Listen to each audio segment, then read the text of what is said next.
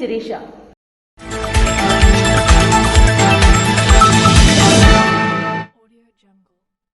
చట్టాన్ని ఉల్లంఘించిన వారిపై కఠిన చర్యలు తప్పవని జిల్లా ఎస్పీ కేవీ మహేశ్వర్ రెడ్డి హెచ్చరించారు.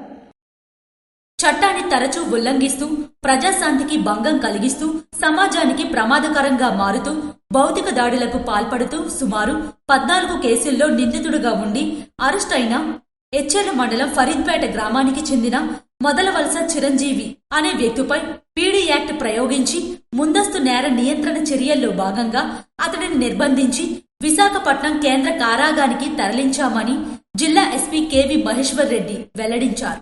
శ్రీకాకుళం జిల్లా ఎచ్చెర్ల మండలం ఫరీద్పేట గ్రామానికి చెందిన మొదలవలస చిరంజీవి మండలం అనే వ్యక్తి చెడు వ్యసనాలకు అలవాటు పడి ప్రజలతో అహంకారంతో దురుసుగా ప్రవర్తిస్తూ ప్రజాశాంతి శాంతి భద్రతలకు విఘాతం కలిగిస్తూ ఇతరులకు హాని కలిగించే విధంగా చిన్న చిన్న విషయాలకే గొడవలు పడుతూ భౌతిక దాడులకు పాల్పడుతూ అతనిపై గత 2 ఏళ్లలో నిరంతరం గొడవలు సృష్టించడంతో కేసులు నమోదయ్యాయని ఎస్పీ తెలిపారు. చిరంజీవి ప్రవర్తన సమాజానికి హానికరంగా మారుతున్న కారణంగా నేరాల నియంత్రణకు జిల్లా పోలీస్ శాఖ చేపడుతున్న ముందస్తు చర్యల్లో భాగంగా పీడీ యాక్ట్ అమలు చేయాలని కోరుతూ ఎచ్చెర్ల పోలీసులు జిల్లా పోలీస్ కార్యాలయంకు ప్రతిపాదనలు పంపగా వాటిని సిఫార్సు చేస్తూ జిల్లా కలెక్టర్ స్వప్నిల్ దినకర్ ప్రతిపాదనలు పంపామన్నారు.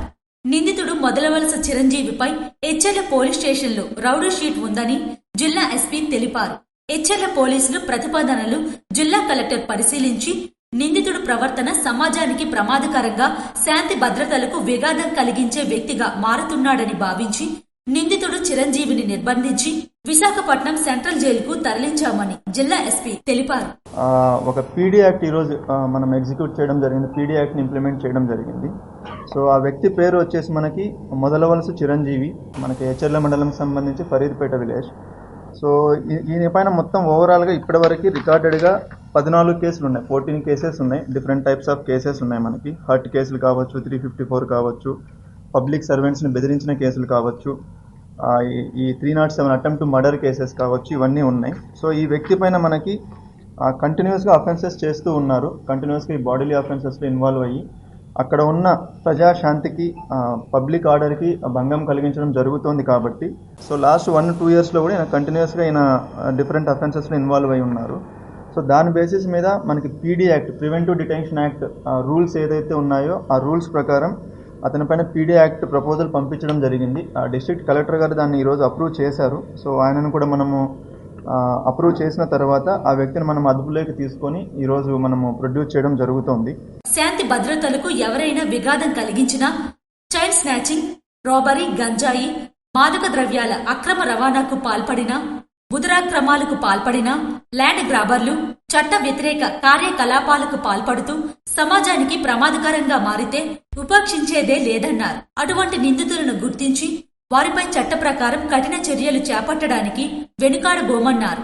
నేర చరిత్ర కలిగిన వ్యక్తులపైన వివిధ క్రిమినల్ కేసుల్లో అరెస్టు కాబడిన నిందితులపై నిరంతర నిఘా ఉంటుందని, ఎవరైనా చట్ట వ్యతిరేక కార్యకలాపాలకు పాల్పడితే వారిపై చట్ట ప్రకారం కఠిన చర్యలు తప్పవని జిల్లా ఎస్పీ కేవీ మహేశ్వర్ రెడ్డి హెచ్చరించారు. ప్రధాని మోడీ అధ్యక్షతన జరిగిన సూపర్ జీఎస్టీ సూపర్ సేవింగ్స్ కార్యక్రమం విజయవంతమైందని కేంద్ర పౌర విమానయాన శాఖ మంత్రి కింజరాపు రామ్మోహన్ నాయుడు వెల్లడించారు. కర్నూలు జిల్లా ఓర్వకల్లులో ప్రధాని మోడీ అధ్యక్షతన జరిగిన సూపర్ జీఎస్టీ సూపర్ సేవింగ్స్ కార్యక్రమం విజయవంతమైందని కేంద్ర పౌర విమానయాన శాఖ మంత్రి కింజరాపు రామ్మోహన్ నాయుడు తెలిపారు. అశేష జనసందోహం మధ్య వేల కోట్ల రూపాయల ప్రాజెక్టుల ప్రారంభోత్సవాలు, శంకుస్థాపన కార్యక్రమాలు చేయడం ఆంధ్రప్రదేశ్కు శుభసూచకమని అన్నారు.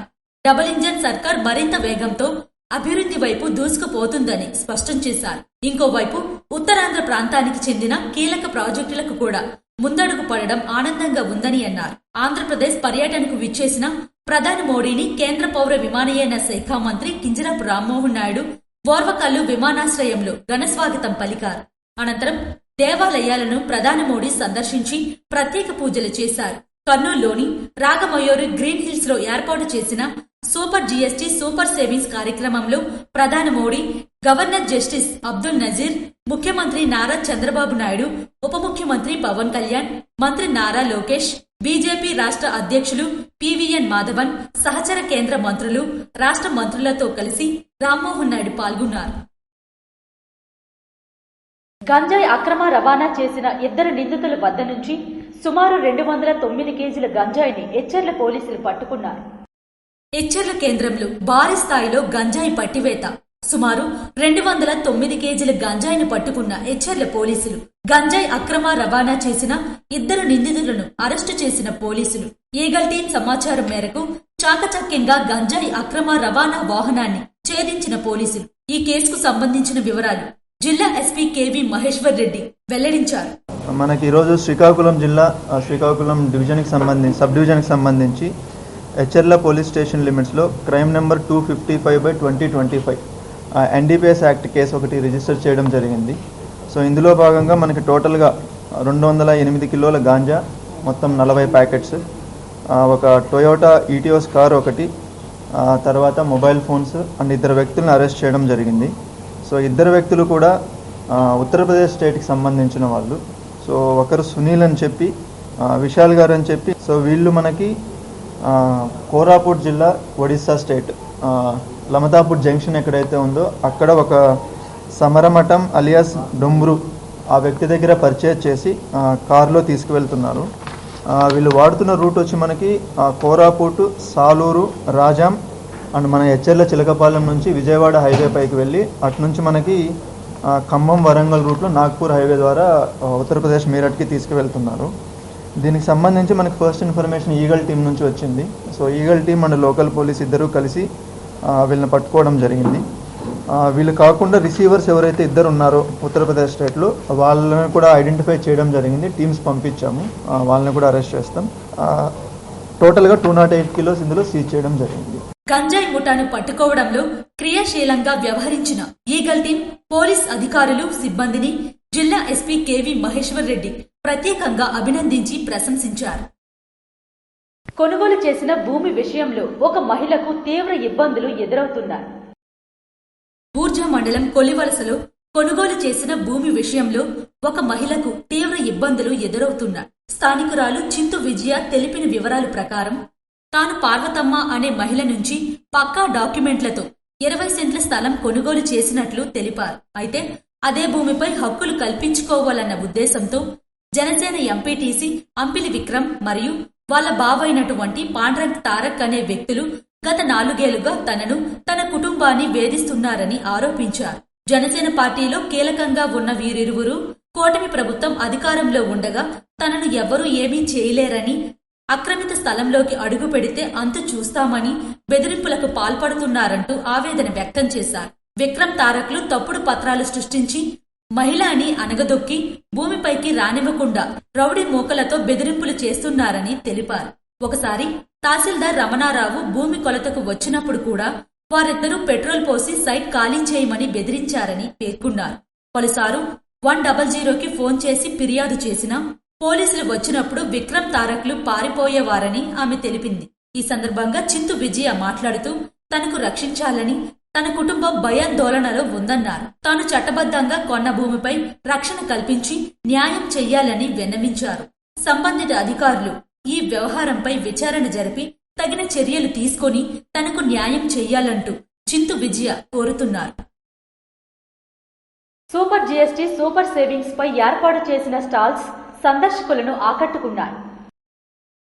సిక్కోలు ఉత్సవ్ పేరుతో ఎన్టీఆర్ మున్సిపల్ కార్పొరేషన్ గ్రౌండ్ లో ప్రజలకు అవగాహన నిమిత్తం ఏర్పాటు చేసిన స్టాల్స్ ఈ నెల 13 నుండి 19 వరకు ప్రదర్శన కమ్ సేల్ ఉంటుంది. 4వ రోజైన గురువారం స్టాల్స్ ను సందర్శకులు సందర్శించారు. టాటా, సుజుకి, టయోటా కార్లు, మోటార్ బైకులు, AGT, Jawa, Bajaj, Yamaha, Hero bikes, Quantum బ్యాటరీలతో నడిచే స్కూటీలు, టీవీఎస్, కుబేటో ట్రాక్టర్లు, బిల్డింగ్ మెటీరియల్స్, టీవీఎస్ స్కూటీలు, ఎయిర్ కండిషనర్లు, హస్తకళలు, జూట్ ఆర్టికల్స్, వ్యవసాయ యంత్రాలు, హోండా డ్రిప్ మిషన్లు, మహేంద్ర జనరేటర్లు, గృహానికి సంబంధించి interior work materials, Vivo cell phones, Apollo products తదితర స్టాల్స్ ఏర్పాటు చేశారు. సూపర్ జీఎస్టీ, సూపర్ సేవింగ్స్ లో భాగంగా ఏ వస్తువుపై ఎంతెంత జీఎస్టీ తగ్గించేది బోర్డులు ప్రదర్శించారు. ఈ సందర్భంగా ఎన్టీఆర్ మున్సిపల్ గ్రౌండ్ లో గురువారం సాయంత్రం తన్మయ్ కూచిపూడి డాన్స్ అకాడమీ వారిచే నవదుర్గ బేలే, క్లాసిక్ సాంగ్స్ నారాయణితే, కాలయ మర్దనం, గజేంద్ర మోక్షం, శ్రీకృష్ణ నృత్యాలు ప్రదర్శించారు. ప్రతిరోజు సాయంత్రం 6 గంటల నుండి రాత్రి 9 గంటల వరకు నిర్వహించే ఈ సాంస్కృతిక కార్యక్రమాలు ప్రజలను ఎగ్జిబిషన్ సందర్శనలతో పాటు వినోదాన్ని పంచుతున్నాయి. ప్రజలు కొనుగోలు చేసిన అనంతరం కుటుంబ సమేతంగా సాంస్కృతిక కార్యక్రమాలను ఆస్వాదిస్తున్నారు. 17వ తేదీన శుక్రవారం బెండి మాధురి బృందంచే కోలాటం, కోన శ్రీలత బృందంచే కూచిపూడి నృత్యాలు ప్రదర్శించనున్నారు. అక్టోబర్ 19 వరకు ప్రతిరోజు విభిన్న సాంస్కృతిక ప్రదర్శనలు కొనసాగనున్నాయని నిర్వాహకులు తెలిపారు. అక్టోబర్ 22 నుంచి నవంబర్ 12 వరకు జరిగే బస్సు జాతాను జయప్రదం చేయాలని ఏఐవైఎఫ్ నాయకులు కోరారు. ఏఐవైఎఫ్ ఆధ్వర్యంలో రాష్ట్ర వ్యాప్తంగా జరుగు బస్సు జాతా జయప్రదం చేయాలని కోరుతూ గురువారం పలాస ప్రెస్ క్లబ్ నందు బస్సు జాతా వాల్ పోస్టర్ ను విడుదల చేయడం జరిగింది. ఈ సందర్భంగా ఏఐవైఎఫ్ రాష్ట్ర సహాయ కార్యదర్శి ఎన్ నాగభూషణం మాట్లాడుతూ ఈ నెల 22వ తేదీ నుంచి నవంబర్ 12 వరకు ఇచ్చాపురం నుండి హిందూపురం వరకు విద్యారంగ సమస్యల పరిష్కారానికి బస్సు జాతా కొనసాగుతుందని తెలియజేశారు. ప్రధానంగా ఈ కూటమి ప్రభుత్వం అధికారంలోకి వచ్చిన తరువాత గిరిజన విద్యార్థుల బ్రతుకులు 20 సంవత్సరాల వెనుకకు వెళ్లిందని, కురుపాం గిరిజన గురుకుల పాఠశాలలో 2 విద్యార్థులు మరణించి 200కు పైగా విద్యార్థులు అస్వస్థకు గురై ఆసుపత్రి పాలైతే నిన్న ఒక విద్యార్థి మరణించిన ఏ ఒక్క ప్రజా అధికారి గాని ప్రజా ప్రతినిధులు గాని స్పందించకపోవడం అత్యంత హేయమైన చర్య అని పేర్కొన్నారు. ముఖ్యంగా ట్రిపుల్ పి పేరుతో ప్రభుత్వ వైద్య కళాశాలలను ప్రైవేట్ పరం చేస్తున్న కూటమి ప్రభుత్వం ఆలోచనలను విరమించుకోవాలని, ప్రభుత్వ వైద్య విద్యను పేదలకు అందజేయాలని ఆలోచన ఉంటే నారాయణ, గీతం, విట్ కళాశాలలలో ట్రిపుల్ పి విధానం అమలు చేయాలని సవాల్ విసిరారు. ఈ సందర్భంగా ఏఐవైఎఫ్ జిల్లా ప్రధాన కార్యదర్శి సిహెచ్ రవికుమార్ మాట్లాడుతూ బీసీ, ఎస్సీ, ఎస్టీ వసతి గృహాలు సమస్యలతో స్వాగతం పలుకుతున్నాయని, సొంత భవనాలు లేక పామకాట్లతో విష జ్వరాలతో మరణిస్తున్నారని, కూటమి ప్రభుత్వం అధికారంలోకి వచ్చిన తరువాత శ్రీకాకుళం జిల్లాలో ప్రైవేట్ కార్పొరేట్ విద్యా వ్యవస్థ చదువుని అంగడి సరుకులు మార్చిందని మండిపడ్డారు.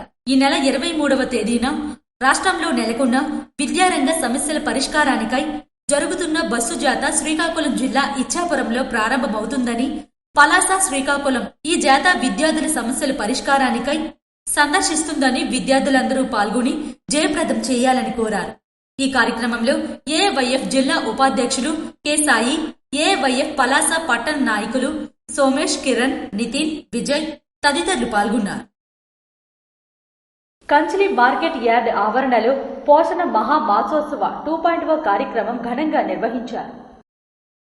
శ్రీకాకుళం జిల్లా కంచిలి మార్కెట్ యార్డ్ ఆవరణలో పోషణ మహా మాసోత్సవాలు 2.0 కార్యక్రమం ఘనంగా ముగిసింది. ఈ కార్యక్రమంలో ఇచ్చాపురం శాసనసభ్యులు బెందాల అశోక్ పాల్గొన్నారు. పోషణ మహా మాసోత్సవాల్లో ఏర్పాటు చేసిన స్టాళ్లను పరిశీలించి ఆహార పదార్థాలను రుచి చూశారు. ఈ సందర్భంగా ఆయన మాట్లాడుతూ గర్భిణీలకు, బాలింతలకు పోషకాహార విలువల గురించి వివరించారు. మిల్లెట్స్ ద్వారా పోషకాహారం తయారు చేసే విధానంని వివరించారు. అనంతరం గర్భిణీలకు శ్రీమంతాలు చేశారు. ఈ కార్యక్రమంలో వారితో పాటు సోంపేట ఐసీడీఎస్ సిడిపిఓ వసుంధర, సూపర్వైజర్లు నాగలక్ష్మి, ధనలక్ష్మి, పిఎస్ఎస్ పురుషోత్తం రెడ్డి, మండల అధ్యక్షులు మాదిన రామారావు మరియు కూటమి నేతలు పాల్గొన్నారు. పలాస మున్సిపాలిటీ పరిధిలో ఇన్స్పెక్టర్ ఎం శ్రీనివాసరావు ఆధ్వర్యంలో జీఎస్టీ సూపర్ సేవింగ్స్ పై భారీ ర్యాలీ నిర్వహించారు. పలాస మున్సిపాలిటీ పరిధిలో గల పద్మనాపురం వద్ద ఉన్న నారాయణ స్కూల్ నుండి భారీ ర్యాలీ 3 వీలర్స్ కమ్ 4 వీలర్స్ తో Palasa medical inspector M Srinivasarao ఆధ్వర్యంలో జీఎస్టీ సూపర్ సేవింగ్స్ పై భారీ ర్యాలీ నిర్వహించారు.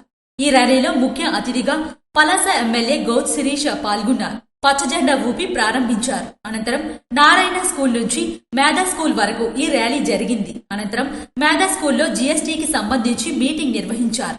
ఇందులో భాగంగా కేంద్ర రాష్ట్ర ప్రభుత్వాలు జీఎస్టీని తగ్గించడం వలన మధ్యతరగతి మరియు పేదవారికి ఎంతో మేలు జరుగుతుందని పలువురు వక్తలు సభను ఉద్దేశించి ఎమ్మెల్యే శిరీష తెలిపారు. ఈ కార్యక్రమంలో ఎమ్మెల్యే గౌత్ శిరీషతో పాటు జీఎస్టీ చైర్మన్ అయిన Vajja Baburao, medical inspector M Srinivasarao, commercial tax officer, GST officer, TDP నాయకులు Logadala Kameswararao, EMC chairman M Srinivasarao తదితరులు పాల్గొన్నారు. ఆమ్దల్వలసలోని శ్రీదేవి మహల్లు మటన్ సూప్ సినిమాను టీం సభ్యులు సందర్శించారు.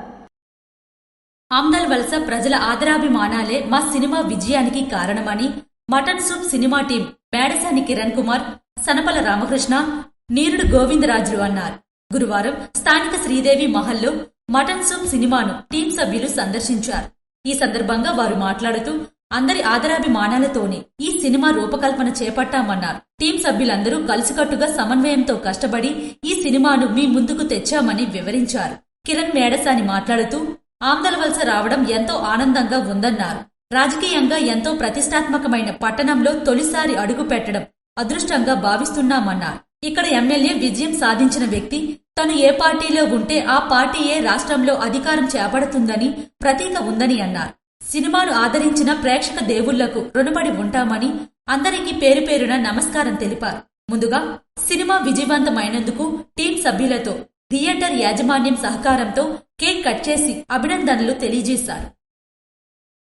శ్రీ సూర్యనారాయణ స్వామివారికి కళ్యాణం వైభవంగా నిర్వహించినట్లు ఆలయ అర్చకులు ఇప్పిలి శంకర్ శర్మ తెలిపారు.